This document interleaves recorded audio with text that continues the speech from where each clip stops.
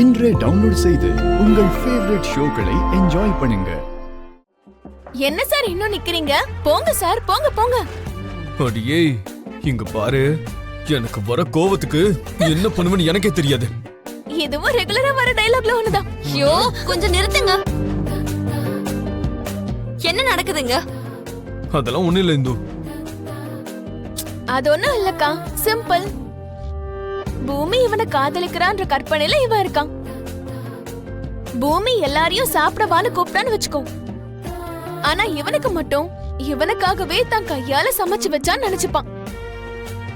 அதே மாதிரி பூமி நம்ம அப்பா கிட்ட பேசிட்டு இருந்தான்னு வச்சுக்கோ. இவன் கிட்ட நேரடியா சொல்லாம இவனை காதலிக்கிற விஷயத்த அப்பா கிட்ட அவ சொல்லிட்டான்னு சொல்லுவான். Stop it. இங்க பாரு பிந்து, இதுக்கு மேல என்ன இன்சல்ட் பண்ண நான் சும்மா இருக்க மாட்டேன், பாத்துக்கோ. இது கூட ஏய், இது ரெகுலர் டயலாக் இல்ல, பாத்துக்கோ. நேத்து சிஸ்டர் எடுத்துட்டு வந்து கட் பண்ணணும்னு பார்த்தல, இன்னைக்கு உண்மையிலேயே கட் பண்ணிடுவேன்.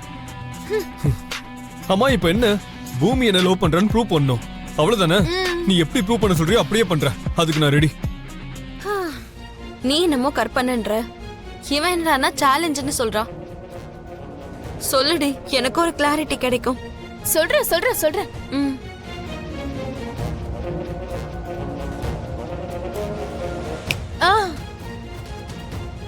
சரிடா. நட்சத்திரா கேக் கட் பண்ணதுக்கு அப்புறம் ஒரு சின்ன கேக் பீஸ் எடுத்து நீ நட்சத்திராக்கு இல்லாம பூமிக்கு ஊட்டி விடணும். நீ ஊட்டி விட்டத அவ சாப்பிட்டான்னு வச்சுக்கோ. பூமியும் உன்னை காதலிச்சிட்டு இருக்கான்றத நான் நம்புறேன். I accept this challenge. பாத்துக்கிட்டே இரு. பாக்குறதுக்கு நானும் ரெடி தான். பூமி உண்மையிலேயே உன்னை காதலிக்கிறான்றது ப்ரூவ் ஆயிடுச்சுன்னா முதல்ல சந்தோஷப்படுறாள் நானா தான் இருப்பேன்.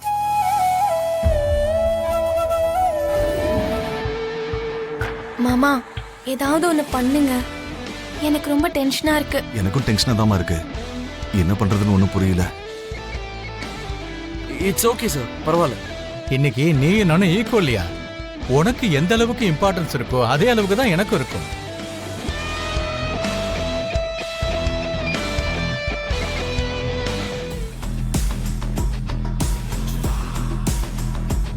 நீ அப்படி ஓரமா ஒதுங்கி நின்னா ஏன் இம்பார்ட்டன்ஸ் குறைஞ்சிடாது?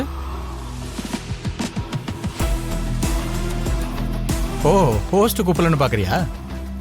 இங்க பாரியா, இது உங்க ஃபங்க்ஷன், நீங்க கூப்பிட்டாதான் நல்லா இருக்கும்.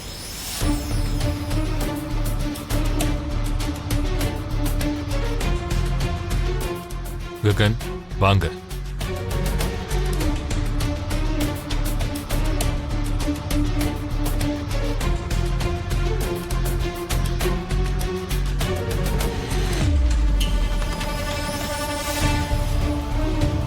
அபூர்வா, மாப்பிள்ளையோட சிச்சுவேஷன் சொந்த கையிலே சூசைட் பண்ணிக்கிற மாதிரி இல்ல?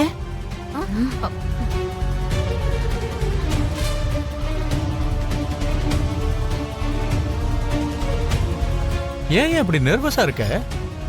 இவங்க நம்ம ஃபேமிலி ஃப்ரெண்ட்ஸியா? இப்படி வா வா, அவர் பக்கத்துல நில்லு, சந்தோஷமா இரு.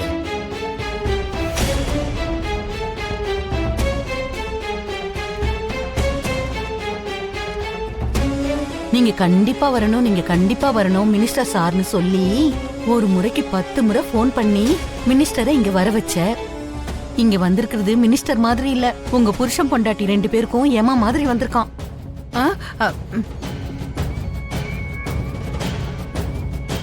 ஐயோ மாமா, இன்னைக்கு என்ன கூத்து பண்ண போறாரோ தெரியல.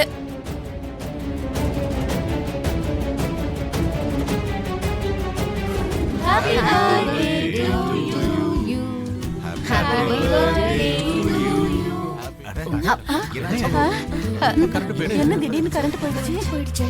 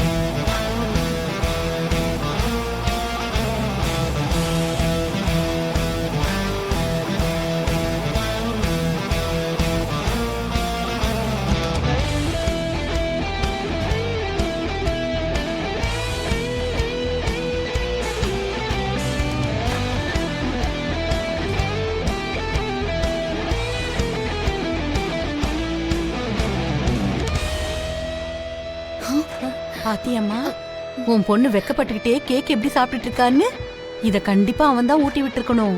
நான் நினைச்சேன் அவன் ஊட்டி விட்டுருவான்னு. நான் சொன்ன கேட்டியா? இது கண்டிப்பா காதல் தான். இந்த கிஃப்ட கேக்குறதுக்கு முன்னாடி ஒரே ஒரு ரிக்வெஸ்ட் டாடி. சொல்லுமா. கேட்டதுக்கு அப்புறமா நீங்க கோவப்படக்கூடாது.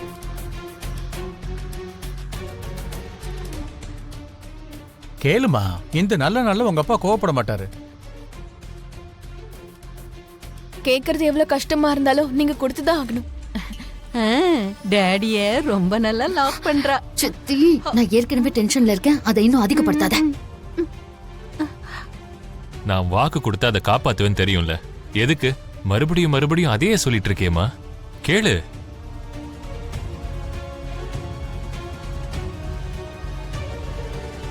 நீ ஏதோ கேட்டுட்டங்கிறதுக்காக எல்லாத்தையும் மறந்து அங்கிள் ஒரு படி இறங்கி அந்த ககன் கால்ல விழுந்து என் பொண்ண கல்யாணம் பண்ணிக்கோன்னு கேட்டாலும் அவரு ஒத்துக்க மாட்டாரு. அதை விட எதிரி என் கால்ல வந்து விழுந்துட்டான்னு அதை என்ஜாய் தான் பண்ணுவாரு. அங்கிள் அப்படிலாம் அவமானப்படுத்தணுமா? அவமானப்படுத்தணும்னு நினைச்சா கேளு.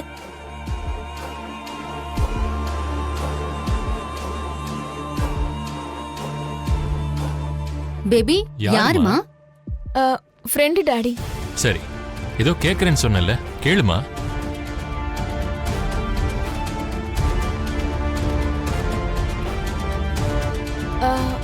இப்ப வேண்டாம் டாடி. நீங்க குடிப்பீங்கன்ற நம்பிக்கை வந்துருச்சுல்ல. இன்னொரு நாள் உங்களை கேக்குறேன்.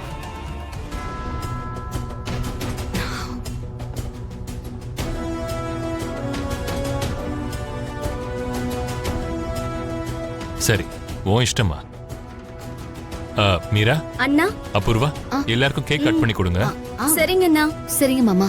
மினிஸ்டர் சாருக்கும் கேக் கட் பண்ணி கொடுங்க. ஆ, சார், சரி. நீங்க இந்த பக்கம் வாங்க. இந்த பக்கம் வந்துருங்க சார்.